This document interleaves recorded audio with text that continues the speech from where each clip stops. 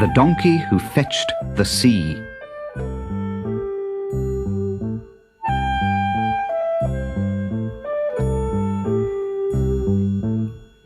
In the middle of a distant desert stands a green oasis town.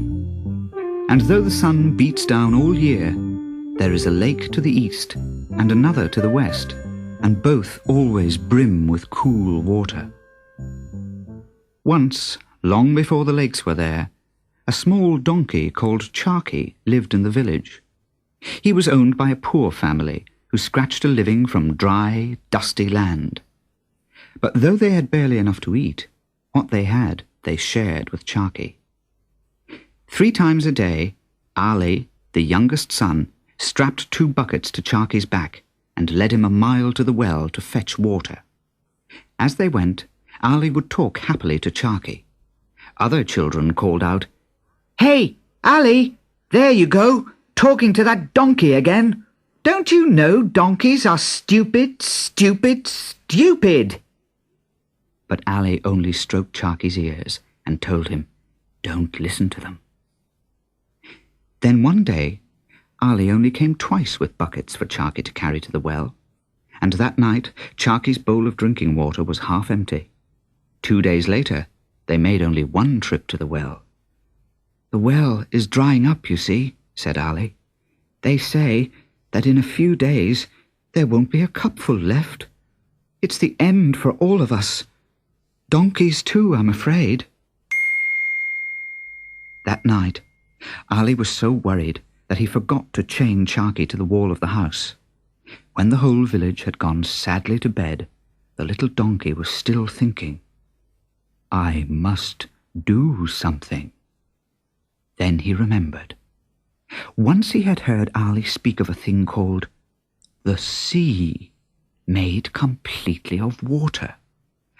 "I'll go and find the sea and bring it back here. It may be a bit heavy, but I'll manage."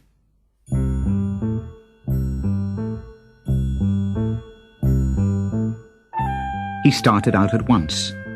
He was not sure which direction to take, but hour after hour he walked until when he turned he could see nothing of the village in the moonlit distance. "And still I haven't reached the sea," he thought with surprise. Dawn came and he kept on walking. Then night again, then dawn, then darkness once more. He pressed on through the heat of the day, the cold of the night, without food or water.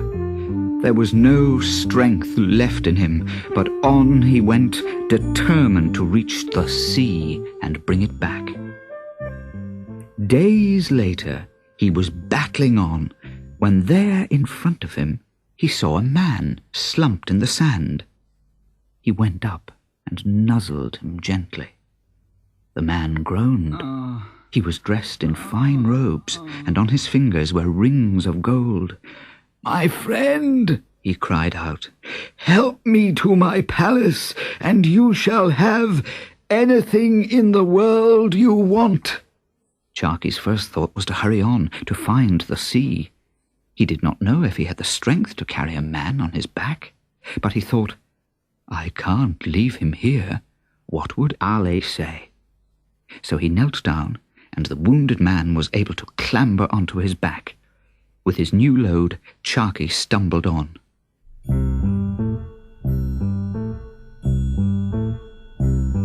As they went, the rider began to recover and talk to Charky.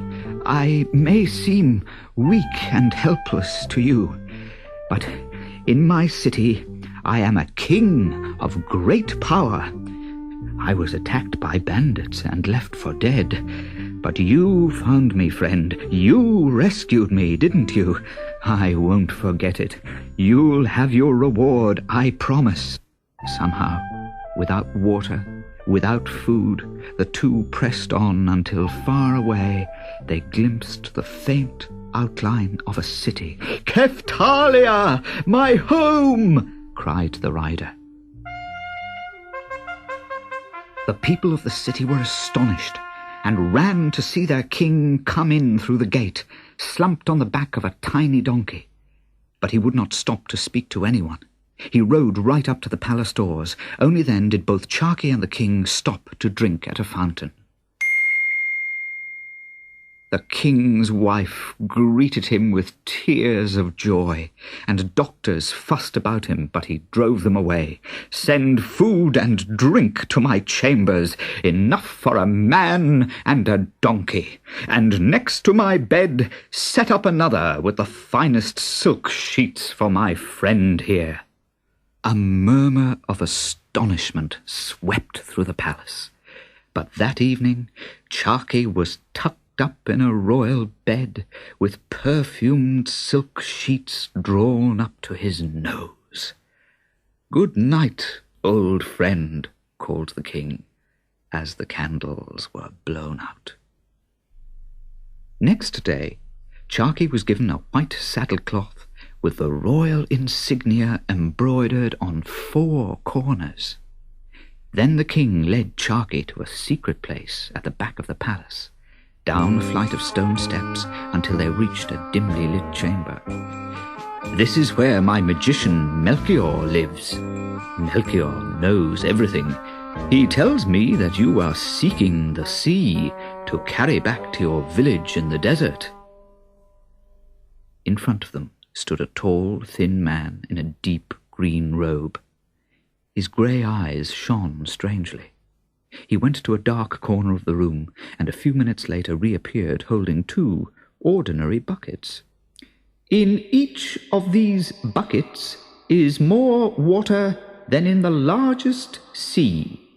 Then Melchior got up and emptied one onto the stone floor. There was a gurgling sound, and of its own accord, the bucket filled up again to the brim.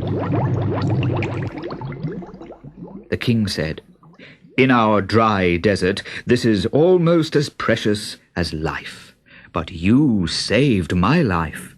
The buckets are yours. You can go home carrying not 1 sea, but 2. Charkey went up to the king, and they rubbed noses to say thank you to each other.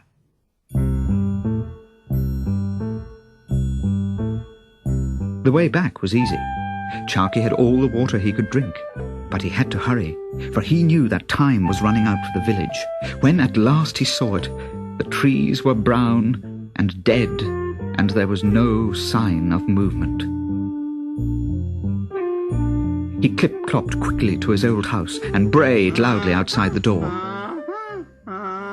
He heard a dry shout from inside, and Ali appeared, his lips white and cracked. "Charkey, you've brought us water." The whole family drank their fill, thinking they would at least live for 1 more day. But to their astonishment, they heard a gurgle in the bottom of the buckets and saw them refill.